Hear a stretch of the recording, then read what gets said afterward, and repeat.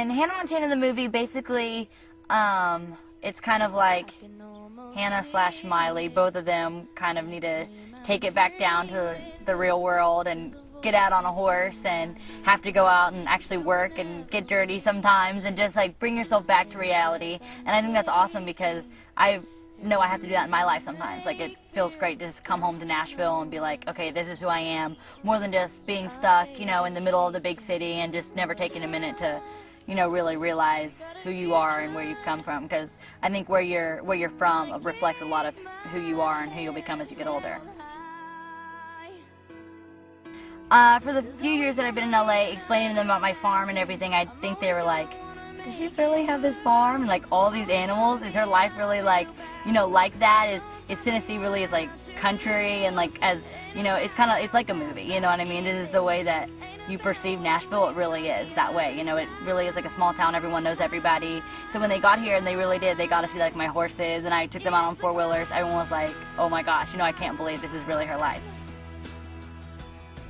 Like, immediately we kind of knew who'd fit the role. And also, you know, we wanted it to be, you know, not just like a movie cowboy, you know, we wanted someone that like understood the South and really, you know, wasn't afraid to go get on the horse and wasn't afraid to do this and that. And so it was like very clear that Lucas could play that role, and it was really fun that, you know, we got to get along and hang out, and so that was great to have someone else, you know, another kid for me to get hang out with, because that's always a blast.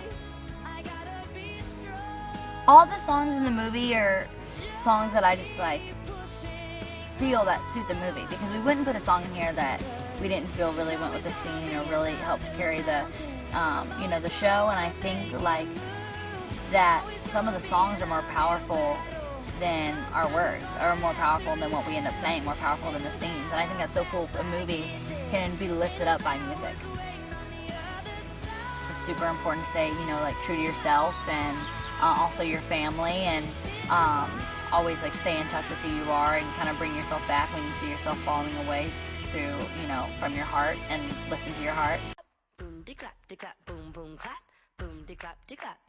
Lily has a really good heart, and she doesn't have everything up here as much. She's a little ditzy, she's a little crazy, and she's not afraid to show who she really is, and that's why she makes Miley and Lily are such good friends, just because Miley's so focused and serious and on her career and everything, and Lily's just crazy, and they get into all kinds of trouble. So it's a lot of fun, and it makes for a really fun series. And here on the movie, Lily sort of has the same kind of thing going on, except she sort of lost her tomboy edge just a little bit, but which is kind of nice, you know. You could see her in a dress for once or something like that, so it's good to see her in a different light every once in a while.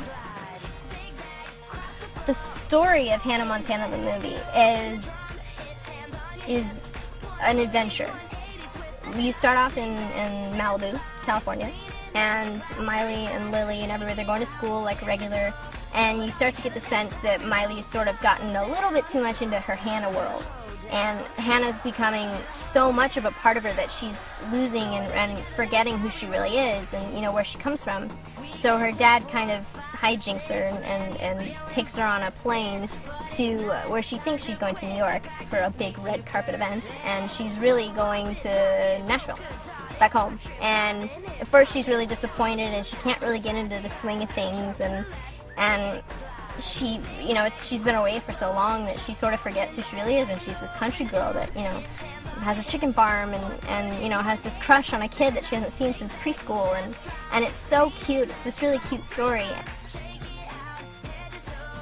Hopefully they'll go home thinking, I love Hannah Montana even more. I didn't even know that was possible, but I love her even more now.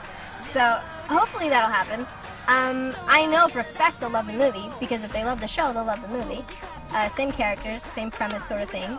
But we really hope for the best. We hope everybody goes and sees it, and the families get to enjoy it, not just the kids. You know, the dads and the moms get to have a laugh every once in a while, get to laugh at us. That's perfectly fine. If you want to laugh at us, laugh at us. So hopefully they'll go home and be like, all right, let's turn on the series now. I gotta get more.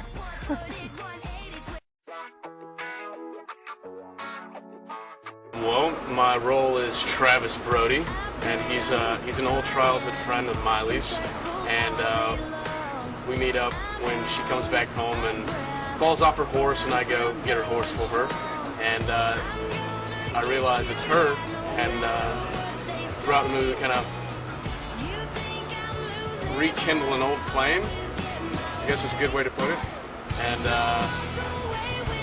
it kind of progresses throughout the movie. Working with Miley is extremely easy because she's so, as an actor, all I can really ask for is someone I can play well off of, and she's very good, very talented, and she's a lot of fun off camera, so it's great. I saw a lot of similarities between me and Travis, which really attracted me to this role. I think he's kind of a reserved guy, and I'm a reserved guy. I don't really like to show my emotions too much, but they're still there, and so are Travis's, because you find that out in the movie, and so are mine. And I really found out that I really love riding horses, so me and Travis have that in common too.